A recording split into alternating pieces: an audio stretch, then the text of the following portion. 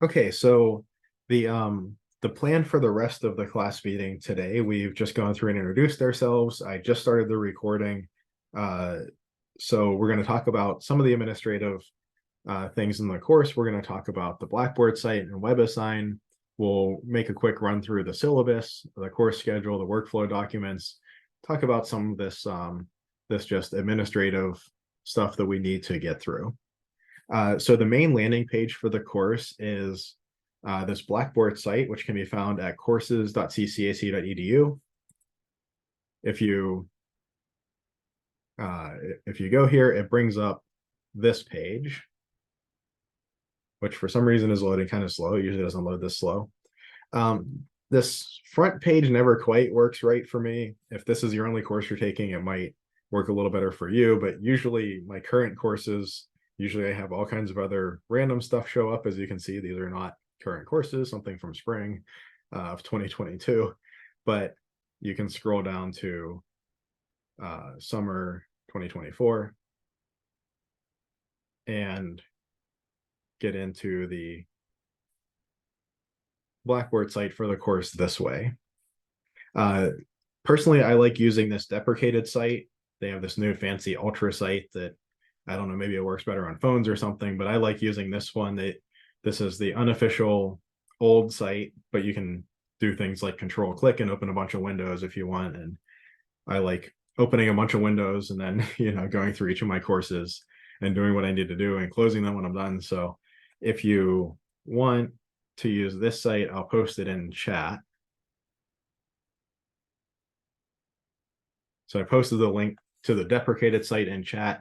It does try to force you to the Ultra site, the updated site, but so sometimes you have to kind of paste it in, hit enter, it sends you to the Ultra site, and then paste it in again, hit enter, and then it will let you use this site. So if you're interested, you can use this one, and either way you get to a page that looks somewhat like this. So in our course home, we have just kind of the overview of interesting stuff that has happened recently in the course. So some announcements, some other stuff that's been recently made available. On the announcements tab, there are 2 announcements at this point, but I'll typically try to make most of the announcements in class. So in an online class, there might be a fully online class, fully asynchronous. There might be more going on in this announcements feed, but in a Zoom class like this, where we have a Zoom meeting twice a week, I'll typically try to make most of the announcements in class. So maybe a little less going on than typical in the announcements tab here. There are some just general useful websites, some CCAC information, as well as some other third-party math resources that you might be interested in, either for prerequisite material to review things or for the material we're covering. This Zoom tab has the Zoom link for, I can't stand when it does that. It turns these links into these big square things and you don't know what you're clicking on and you're not sure if it's going to send you to some crazy site or not, but I'll have to fix that. But you have the test Zoom site and our class meeting site down here.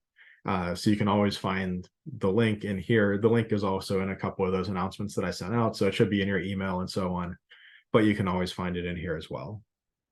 We'll come back to the syllabus because we'll spend a decent bit of time working through that and the course documents. The textbook, we're going to use Calculus Early Transcendentals, 8th edition by Stewart, a pretty standard Calculus 1 through 3 textbook. Note that we're also using the WebAssign system, so we'll talk a little more about WebAssign, but access to the WebAssign system comes with purchase of the textbook from the bookstore. It comes as a package. But you can also buy access to the WebAssign system separately. And if you want to work out the details, kind of, in a low stress, low time stress environment, you can just log on using a 2-week free trial. You'll have full access to the book, to the homework sets, all of that on WebAssign for 2 weeks. And then you can work out, how you want to get full access during those 2 weeks. So you could either buy access directly from Cengage. You can buy access through the bookstore. You could buy a textbook package that comes with access. I think most people in Calc 3, maybe it doesn't make as much sense to buy, say, a brand new textbook with the package and all of that, and only use it for one semester. If you were in Calc 1, maybe that would make a little more sense to plan to use it for a few semesters. There's also an option for Cengage Unlimited. So if you're taking other courses in the summer and if they're also using Cengage textbooks, Cengage is the publisher of our textbook. So if your other textbooks are also published by Cengage, maybe Cengage Unlimited, which gets you access to basically Cengage's entire library on a semester by semester basis, that might make a little more sense for you. So that's something that you can look into if you're taking multiple courses that are using Cengage products. That might be a little bit cheaper. What a lot of students tend to do is to just buy access to WebAssign directly from the WebAssign system, from Cengage, and kind of cut out the bookstore. You can just use a credit card or something and buy access that way. That's usually a little cheaper because you cut out the bookstore and you don't have to deal with the bookstore hassle. There's a little bit of it's a little bit complicated to use the bookstore to get access to these things, which we'll talk about in just a minute.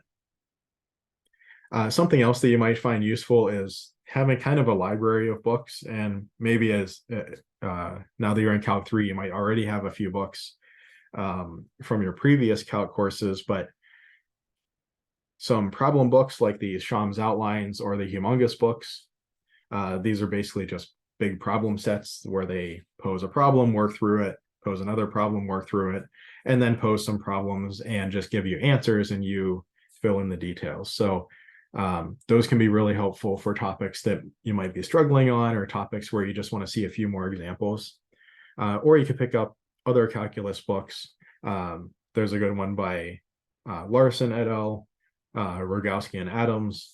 There are a lot of different calc books. There's a Thomas's calculus. So, and for any of these, I would suggest not getting the, a brand new current edition. It's going to cost you an arm and a leg.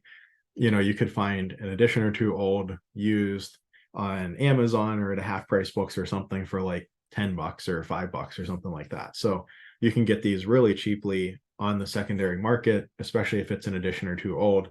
The calculus material hasn't changed. It's just that, some of the problem numbers and things have changed. So, so having a library that, I wouldn't recommend reading through, if you have 4 books, reading through, a certain section in every one of the books as you're studying or you're learning the material. But, it might be nice if you start struggling on a certain topic and maybe the way that Stuart explains it or the way I explain it didn't click with you, maybe jumping to a different textbook, you see a slightly different exposition or a couple of slightly different examples, and maybe it just clicks for you. So for more technical courses, I find this helpful to have a few different books to reference. Of course, that's not, a requirement. And of course, you can find a lot of PDFs and things of older books, particularly pretty easily. So lots of options there. My information down here, during the spring and fall semesters, we have standard office hours. We have set office hours each week that were available. During the summer, we don't have set office hours, but I'm more than happy to meet with you by appointment. Just shoot me an email. We can work out a time that works. But otherwise, I'll try to kind of log on to the Zoom session maybe 10 minutes or so early. And, I can usually stick around a little bit afterwards too, if anybody has a quick question. But if you had a more involved question, shoot me an email. We can set up a time to meet outside of class time. Okay, so any questions so far?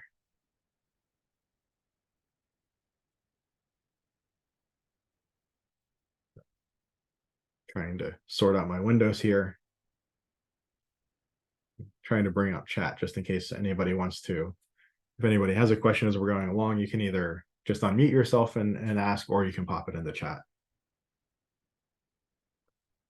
Okay, so in the syllabus tab, we have 3 items: the syllabus itself, some workflow pointers and time expectations. This is kind of a new document that we've been doing at CCAC. And I think it's super helpful. We'll go through a little bit of of what's in here, and then some boilerplate, which is kind of the standard stuff that CCAC wants us to put in the syllabus. It's been kind of making the syllabi longer and longer and longer, so I've kind of sectioned that out over here. So the syllabus proper is more material that relates specifically to our course, and the boilerplate is more material that's related to things like CCAC policies and things that are good to know. But let's start with the syllabus. Okay, so if you open up the syllabus, the first page is, just a bunch of the boilerplate about the course, the outcomes, the topics, and so on, the material we'll be covering. The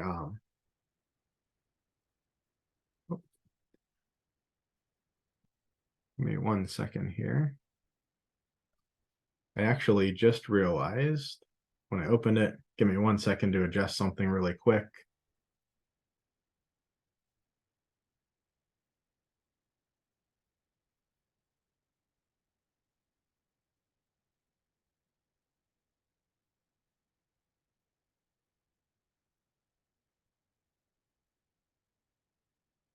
I had the online syllabus. I'm teaching one online section and one Zoom section this summer. I had the online syllabus posted, but now we should be good. There we go. That looks a little better. So we now have the Zoom syllabus posted. Sorry about that. If you grabbed the syllabus previously, please get the updated version. This is the Zoom syllabus. It is slightly different from the online syllabus, so not just in the section number and so on. So we're meeting Mondays and Wednesdays, 6 to 7:35 p.m. I would strongly recommend not missing class. I mean, I know there's a temptation, especially with it being summer and with it being a Zoom session where I record the class meetings and post them later on. There's a temptation to not come to class and then just kind of watch it later on, and treat it more like an asynchronous or an online class. I would recommend attending the Zoom sessions, and that way, if you do have any questions or anything like that, you can ask in a live environment and get an answer. And also, it tends to keep you at the pace of the material a little better. If you kind of know that, okay, this day we're going to be covering this material, it tends to pace things a little bit better, especially for something like a summer remote session. That can be pretty important. It can be fairly tough to pace yourself because the pace is so aggressive in a course like this. So I do recommend trying to make it to the class meetings as often as possible. As I mentioned about my office hours already, my physical office location is at South Campus B606, but I'm really not on campus during the summer. So the best way to get in touch with me is my email address, jyost@ccac.edu, or before or after one of our class meetings, or during a Zoom class meeting, of course, asking questions, anything like that. We've talked a little bit about the required text already. Some other optional references, particularly for vector calc, for the last bit of material in the course. One of them is called DivGrad Curl and All That by Shea. It's a nice book on vector calculus. I think it's even called like an informal text on vector calculus, I think is like kind of the subtitle for it. And it approaches vector calc more from kind of the math side of things. These are both fairly thin books. I want to say maybe 100 to 150 pages, paperback, smaller books.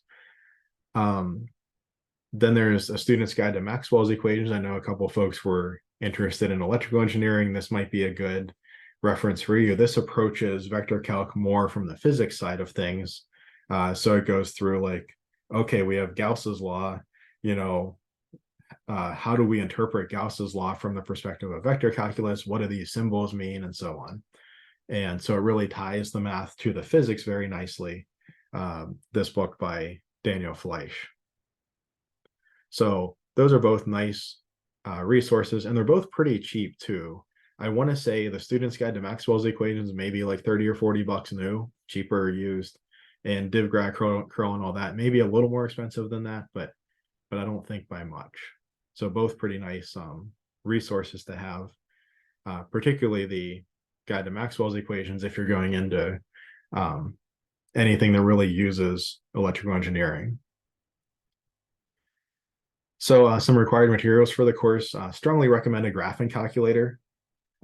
Maybe in theory, you don't need a graphing calculator, but in practice, it's just helpful to have one to do some of the number crunching and so on.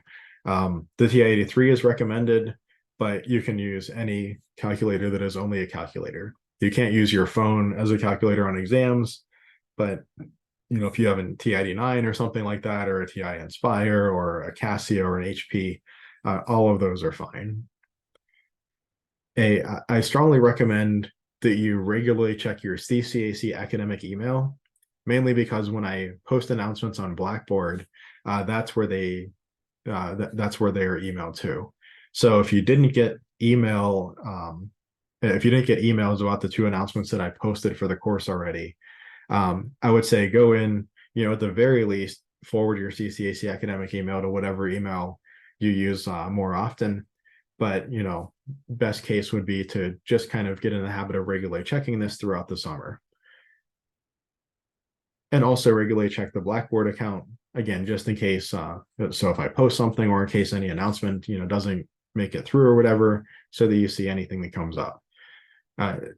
Again, a little bit less important for a Zoom class because we do touch base a couple of times a week, but still pretty important given the pace of the course and given the remote nature. I will be communicating a lot by, posting information on Blackboard or on YouTube and a little bit here, or sending information out through announcements. Other required materials, we talked about WebAssign already, the online homework and exam system, access to a computer. I said here external webcam. It doesn't have to be external. A computer with a webcam that works. I should remove that word external. And then also access to internet with sufficient bandwidth for video conferencing. So it kind of seemed like most folks, when we were going through the introductions, most folks' connection was good enough. But we will be using, I'll just jump down here really quickly. We will be using Examity as a test proctoring system. So you will need to be able to connect to them and have that connection work out. And also, of course, connect to the Zoom meetings and be able to participate in the Zoom meetings. So having reliable internet with the ability to video conference is important for the class. The course grade, pretty simple calculation. I've played around with different versions of the course grade in the past, and they all basically do the same thing. They all, there's not too much difference in results whenever I have some complicated system or a simpler system. So I've just kind of started, I've been going with the simple system. It's easy to understand and so on. But the final exam is worth 30% of the course grade. Midterm exam is worth 30% of the course grade. And the homework average, the WebAssign homework average, is worth 40% of the course grade. So if you do very well on the homeworks, that's 40% of your grade. That takes a lot of the pressure off the exams. In theory, if you got 100% on all the homeworks, you could get 50% on the exams and still pass with a C. I don't recommend doing that, but the point is that doing well in the homeworks does take quite a bit of pressure off of the exams. Note that I do round up to the next full percentage point. So for instance, an 89.1 rounds up to a 90% or an A. So again, I just, some folks like to quibble over 0.1 percentage points. I mean, some faculty members, and I just don't see the rationale in that. So I just round up to the next full percentage point. Email expectations. So especially in a remote course during the summer when things are a little faster paced, I try to get back to you pretty quickly, but please allow 1 business day for an email reply. So don't wait until the last minute, until homework is due that night or something to email me, or until an exam is about to be due. Give me a little bit of time to reply to you. Give me basically 1 business day for a reply. And if I don't get back to you within 24 hours, please do send me an email follow-up. Every once in a while, an email does slip by me, and I'd much rather you pop it to the top of my inbox and me catch it right then than me find it later, like a week later or something like that, and get back to you not in a timely fashion. So if I don't get back to you quickly, just send me a follow-up. Pop it to the top of my inbox, and then I can get back to you more quickly. Any questions on anything so far? Okay, read through the syllabus carefully. I mean, obviously, don't cheat in the course. So some information about this being a remote course. I don't know why that letter B is crossed out like that. Lots of little, I don't know, little first day bugs to work out, I suppose, first day of class bugs. But so clearly with this being a remote course, you have to be kind of willing and able to participate in Zoom meetings. So, if you want to ask a question, being able to either type it in chat or, ideally be having the ability to turn on your microphone and camera and kind of ask a question or participate if you want to. That would be ideal, of course, but also you will have to be able to turn on microphone and camera in a quiet environment for the exams, for the midterm and the final. So that might mean going to a different location or something, or planning a little bit ahead, or you might have a space that works well for that. But that might require a little bit of advanced planning. You have to also register for the WebAssign site. It's a third-party ancillary system. It's the online system that's associated with Cengage, the publisher. It's just called WebAssign, but it's owned by Cengage. I would strongly recommend logging on to this, the next day or so.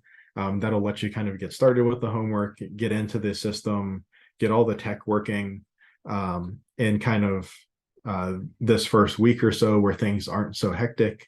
And then when we get into the second week, when we start really learning new material, that'll kind of all be behind you and that'll all be handled. So if you have a tech problem or if there's an issue getting the website to work right, that's something that would best be taken care of this week or early this week.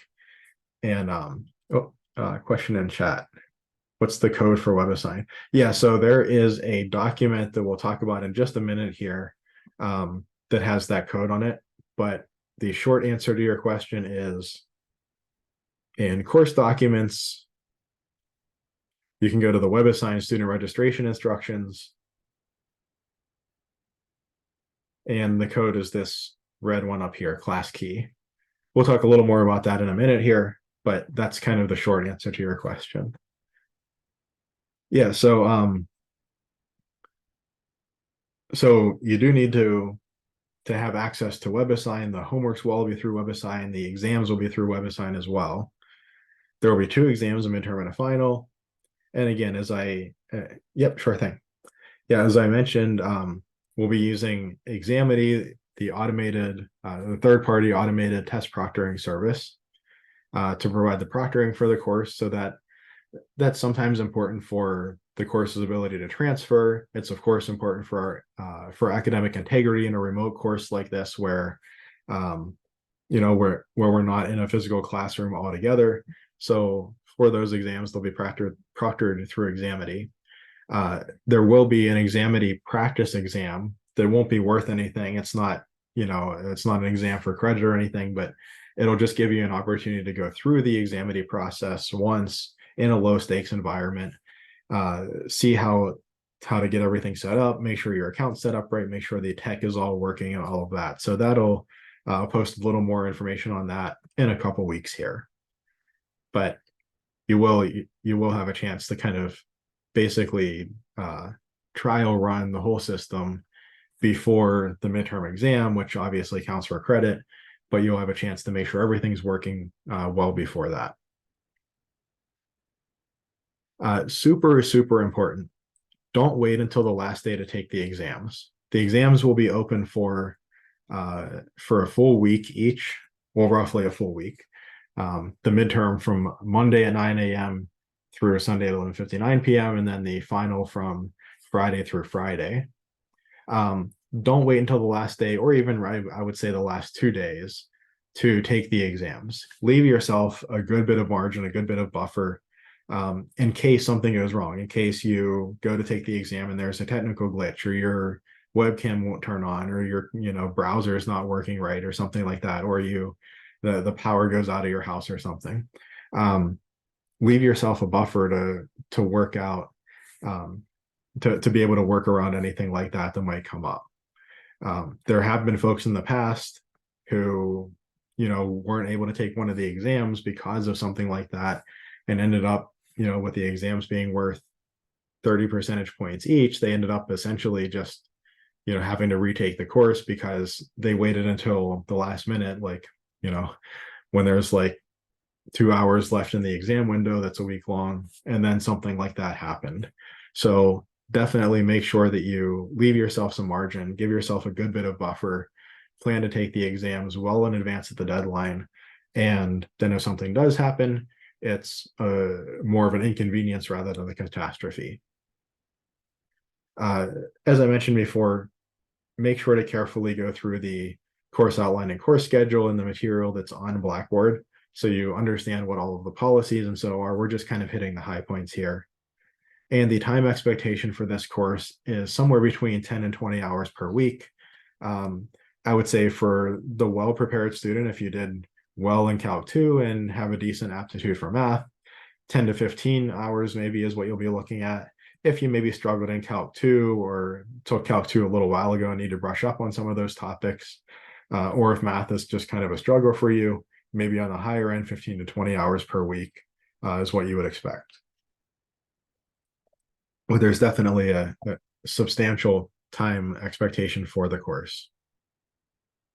Homework extensions, you can, this is a 10-week course, so you can request 2 homework extensions. And the way that they work is if you email me and say, hey, I didn't finish up this past week's homework, I'll just give you an extension on that due date for 1 week from the original due date. Note that this does not apply to exams. Exams must be taken when they are scheduled. If you miss an exam, you receive a 0. There's only one chance at each exam, so there's no retakes or anything like that. And out of fairness to the students, to maintain the integrity of the exam, and for me to be able to get grades turned around quickly, there are no extensions given on exam due dates. So again, with each of the exams being open for roughly a week, that should give you more than enough time to be able to take the exam. So it's not like you have to take the exam at a certain day at a certain time, and if you're under the weather at that time or something like that, it's not like that. So you'll have a large window to take the exam, roughly a week, so you can plan around anything that might come up. And again, note that roughly speaking, the calculator that you use on an exam can only be a calculator. So, can't be a smartwatch or a phone or a tablet or something like that. The calculator that you use should only have the capabilities of being a calculator. The TI-83 384 is recommended mainly because that's the calculator we use in class. But you can use, pretty much any calculator that is just a calculator. And a little more, just general information down here, some information about tutoring availability, and, just a recommendation to really make sure that you keep up with the pace of the course. In a fall or spring semester, there's typically 15 weeks, and a course like Calc 2 or Calc 3, even in those semesters, has a lot of material, and it is a pretty aggressive pace, even in a fall or spring semester. In a summer semester at 10 weeks, we're moving 50% faster. This is going to be, it's going to be very, very important to keep up. If you fall behind even a week or so, it's going to be tough to get your feet back under you again, so to speak. So make sure to keep up with the material. I know it's, tough in the summer and tough with a remote course, but, try to stay in lockstep with the with the lectures and with the course outline. So the course schedule down here lays out the plan for each class meeting, what we're going to cover. Now, as I kind of mentioned before, this is a hybrid class, so we'll have some of the material delivered in Zoom meetings and Zoom lectures, and some of the material will be delivered by me posting kind of separate videos that you can watch asynchronously or whenever it works with your schedule. So when I say that, you know, basically this week that we'll cover 12.1 through 12.4 review session, or review sections, and 12.5 and 12.6, which is probably newer material. During today's lecture, we're mainly doing administrative stuff, class introduction. I'll post some review, a review lecture on 12.1 through 12.4, basically tonight after we're done with class tonight. And you can watch that, you know, you can watch it tonight if you want, you could watch it tomorrow. When we come back on Wednesday, we'll work through sections 12.5 and 12.6. And again, we'll cover some of that material in the class, in the Zoom meeting, and some of it will be in a separate posting, a separate video. So for each of these, that's kind of the structure, right? Like our meeting on 5/29, 13.1 through 13.4, some of it will be in that lecture for that day. Some of it will be in additional supplemental videos posted the day before or the day after that lecture. In this case, I'll probably post a bit before and a bit afterwards because we have the Memorial Day. We lose that lecture meeting, so that kind of throws things off a little bit. You can see that we have two class meetings that we won't meet on Memorial Day, the 27th, and Juneteenth, 6/19. So we won't meet those class days. The midterm exam will be the week of the 19th. So, or sorry, the week of the 24th. So it'll be available from 9 a.m. on the 24th, June 24th through 11:59 p.m. on Sunday the 30th. So you'll have this whole week from Monday morning through Sunday night to complete the midterm exam. So again, you know, I would recommend planning to complete it maybe Wednesday, maybe Thursday of that week, something like that, and giving yourself a buffer that if something happens, if you plan to do the exam at a certain time and the power goes out or your internet goes out or computer has a glitch or something, no problem. You can just take it the next day or take it later that day or something. You know, if you wait until 11:30 p.m. on Sunday night and then the power goes out or something, well, first of all, it's Sunday night, so you have very few options. You know, you're not going to be able to go to a library or a cafe or something or work something out like that. But also, there's just very little buffer in terms of time there. The final exam also will be available for about a week. It'll be up at 9 a.m. on Friday the 19th, July 19th, and will be available through 11:59 p.m. on Friday, July 24th. Note that there are a couple of sections that will cover the week of the 22nd here, 16.8 and 16.9, but those sections will not be on the exam. So the exam will only go through 16.7, and then 16.8 and 16.9 will be assessed using homework. So there will be homeworks for 16.8 and 16.9. They just won't be on the exam because obviously if I'm posting the final exam for that full week, if 16.9, for instance, was on the exam, that would kind of rob you of most of the time that's available in that window. Okay, are there any questions on the syllabus or the course schedule? Any of the policies in the course? Okay, so then quickly, I would like to. Okay. Yeah, so math website references. Good question. In this useful websites tab, there are a few. Math TV, Khan Academy, and Patrick JMT. If I can select it there. There we go. Let me turn this off. There we go. These three sites are high quality sites. There are some other, I'll post another tab in the next day or so with some other supplemental resources.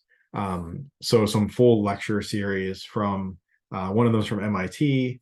So there are a couple like that just the slightly different exposition that you can refer to. And I also got recommended Paul's online math notes for Calc 2. Would that work for okay. Calc 3? Um, I've heard of it Or before. I haven't personally vetted it, but yeah, yeah. I mean, I know that people have used that before and they've liked it. So yeah, Paul's online math notes probably a good resource. okay. Yeah, I know a lot of folks like the YouTube guy Professor Leonard. He has basically full class recordings for most math courses. Um, I would advise a little bit of caution with him. I there's a Calc 3 video where um, he makes really a fundamental flaw, a fundamental error. I mean, everybody makes a sign error or makes an arithmetic error or something once in a while. But basically, what his argument was is he went through a whole problem, got an answer, and he said, well, because we don't think this is what the answer should be, we think the answer should be zero because of symmetry. He just went back and started changing signs until he got something that made it a zero at the end. And one of my students years ago asked me, like, wait, what did he do here? And I said, well, it's simply wrong. He was trying to apply a symmetry argument when the symmetry was broken. It was something with an electric field or something like that, and basically the geometry was symmetric, but the field wasn't. And I even emailed him or messaged him on YouTube and said, I mean, number one, like that's just a horrible thing. Like if you're teaching math to say, I thought I would get this answer, I didn't get it, so I'm just going to go back and change a sign so that I get the answer that I thought I should get. That's not the way to do math. Number one, that's pretty terrible. Um, and then number two, like I messaged them, said, hey, you have this mistake, this is exactly where your error is, this is exactly why it's an error, and as far as I know it's still up. Like he basically never changed it. So I'd be very cautious about him. I mean, that was my one experience with him, but I know a lot of folks like him. If you watch his stuff, I would just be extra cautious and make sure that you're kind of double checking the different things that he says. So um yeah, so those are some different references. And again, I'll have another tab posted in the next day or two with a few other references as well. Okay, thank you. Sure. How do you link your personal email to Blackboard? Yeah, so that's so CCAC links your um, the CCAC tech folks link your CCAC email to Blackboard. So that's what I was kind of mentioning before, is that um, you either need to check your CCAC email regularly, which you can either put it on your phone or just log into it once a day or so. Um, or if you don't want to check it, then you can go in and you can forward your CCAC email to your personal email address. But as far as I know, I don't think you can link your personal email to Blackboard. I think CCAC really ties the academic email to it. You could try calling ITS and asking them if you can do that, but I don't think you can. I think that's something they do on the back end. Um, and if my understanding is correct, which it's possible that it's not, but I think that's more due to for things like security, right? If we're emailing something about grades or something like that, we want to make sure that it goes to an email that, at least from CCAC's perspective, is secure, so that private information is handled in a way that, at least as far as we're concerned, is secure. Now, if you go and forward that information, if you forward that email to your personal email, well, that's kind of on you at that point. But we need to do our due diligence to make sure that things that are private and confidential stay private and confidential. And that's my understanding as to why they link the CCAC academic email to the Blackboard, and that's the way that it's communicated. But again, you can forward that to your personal email if you're comfortable doing that. Any other questions? I think that was everybody in chat. Okay. Yeah, so if we come down here to course documents, and if we go to the WebAssign registration instructions, we see that these instructions on the top left here, I have a class key. This in red up here, the class key that's ccac.cc.pa space 8115 space 8569. That's the class key. So when you go to WebAssign, and you follow these instructions, you go to this URL and so on, you put in this class key, and what that does is that associates your account with this class. So for instance, you should see sections 12.1 to 12.4 review assignment come up, things like that.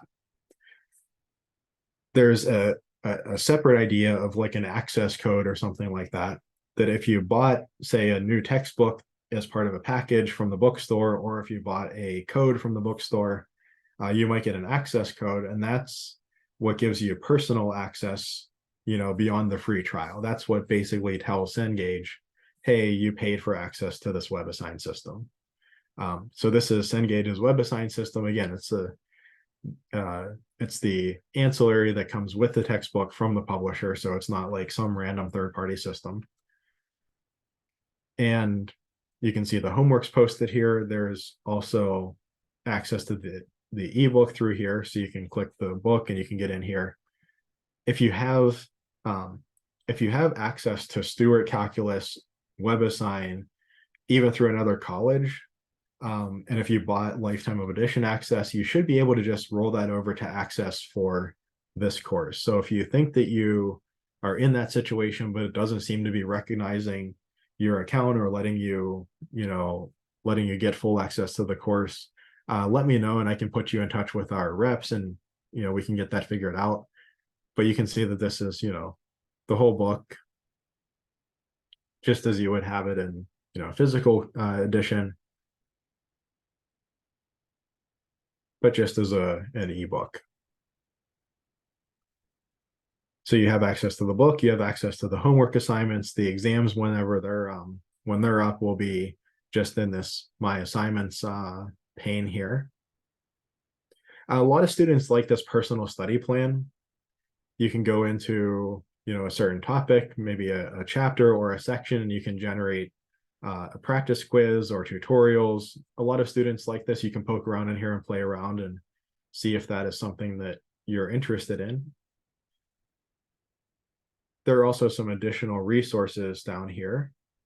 Sometimes these can be hard to kind of see on this page because they're fairly small, so I just want to make sure we point them out. Some lecture videos and things like that are they're not done by me, but they're supplemental. So if you want another supplement, somebody asked about other websites and references, here is another possible reference that you can take a look at. Will there be multiple attempts on homework questions? Yes. So for the review homework, which really this is mainly intended to get you onto the WebAssign system, get you used to how it works and everything. You'll have unlimited attempts for this first homework set, 12.1 to 12.4. And then starting with the new material, you'll have 5 attempts per question. So there are multiple attempts, but I think you might have 100 attempts per question for 12.1 to 12.4. I never remember. There's the MyLab system with Pearson and WebAssign with Cengage, and one of them gives you unlimited if you want, and one of them, the most you can put in is 100. But if you haven't gotten it right on the 100th try, then maybe that question is just not for you, and move on to the next one. Yeah, but good question. So if we take a look at this homework, 12.1 to 12.4,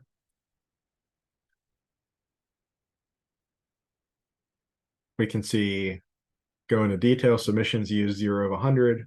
So we know that we have 100 tries for this problem. And if we enter whatever,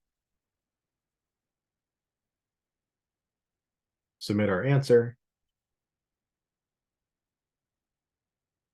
we see that we get instant feedback. That's one of the super nice things about these online homework systems is you get the instant feedback. You can see your score updates automatically, and you see that something went wrong here, right? The kind of old method of doing homework was maybe I would assign 15 problems for you to do that are, fairly similar in nature. You would work through all 15 problems. If you had a misunderstanding, you would do 15 problems all the wrong way. You would ingrain the wrong way to do those problems. It would take about a week between you handing them in, me grading them, me handing them back to you.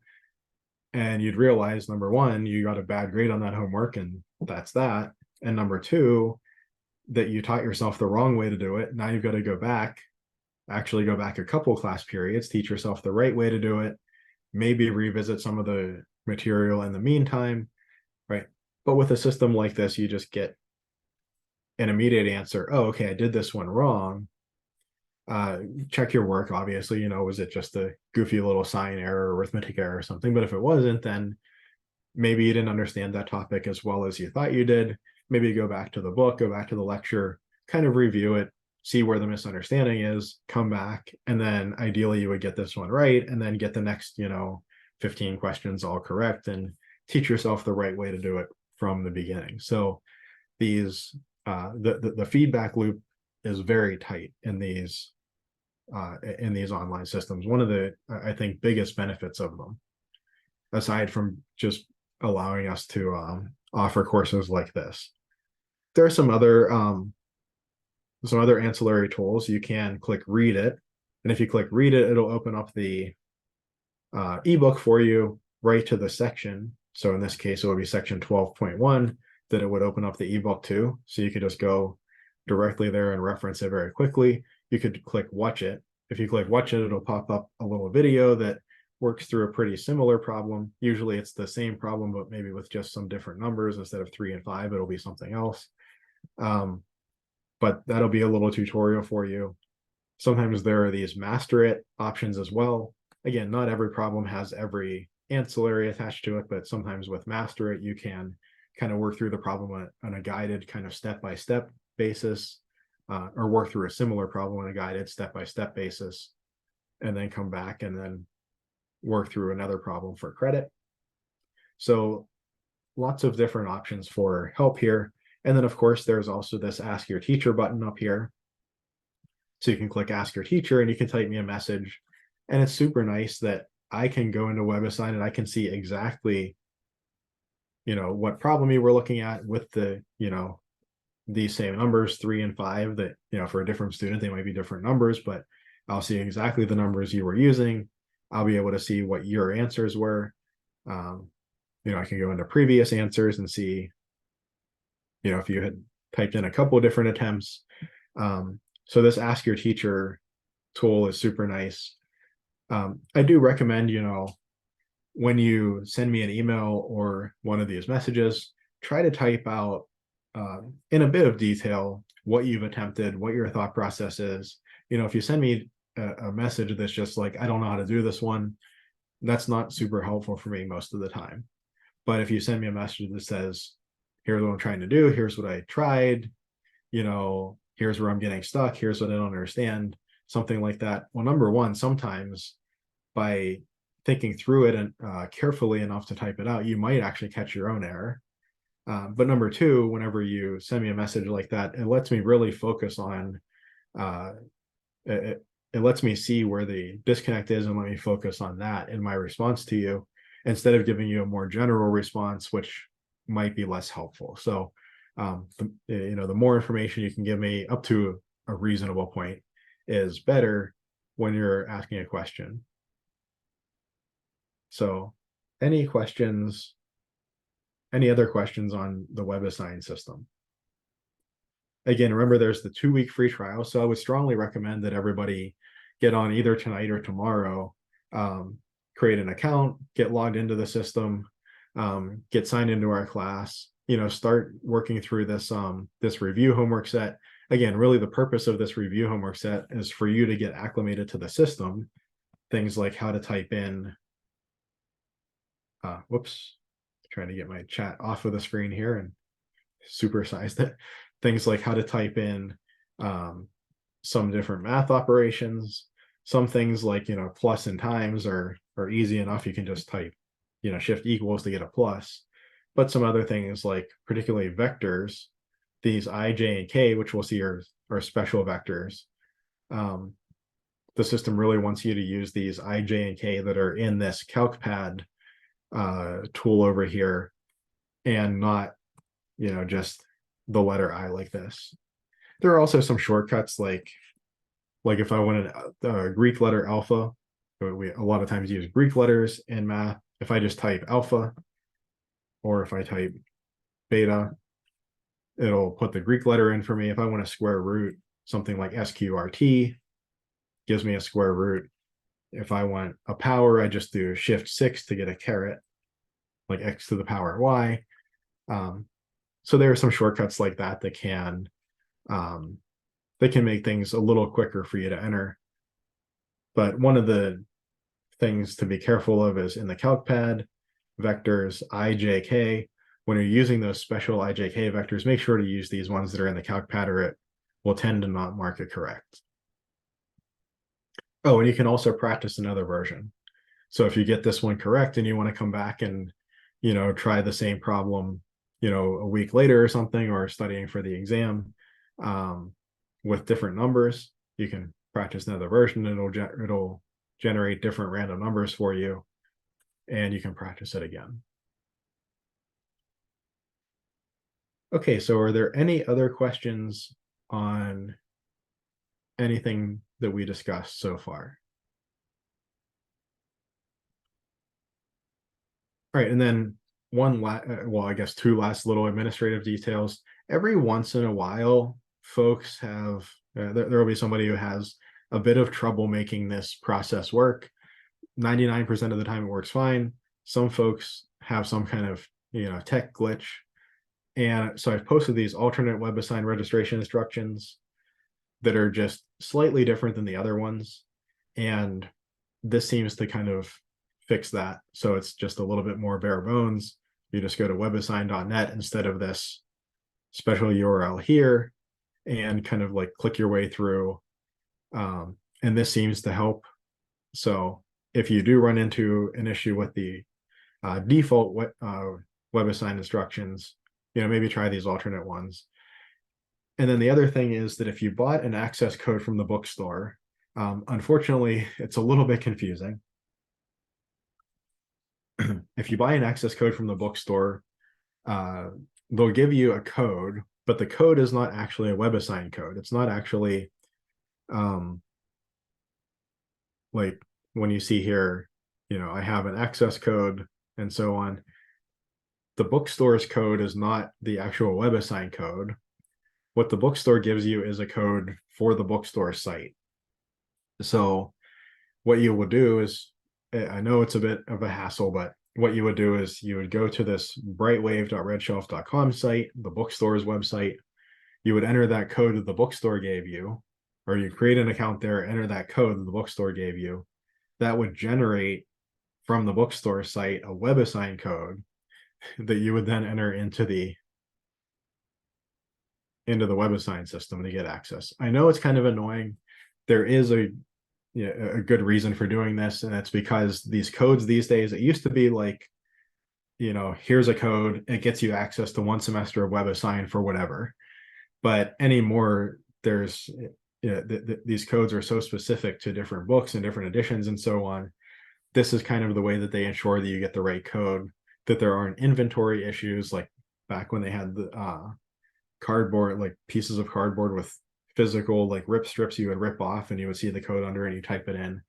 There were sometimes inventory issues, or somebody at the warehouse would screw up and send us a batch of these cardboard things, and they would go to the wrong book that didn't work for our book or something.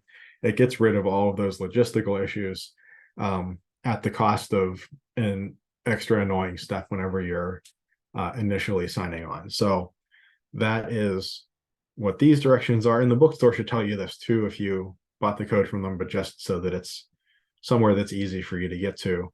That's in this course documents tab. So course documents is the information to get onto WebAssign. Syllabus is all of the administrative information for the course. and then things like announcements and so on, and supplemental resources, other additional information for the course. So before we break for tonight, are there any other questions on anything?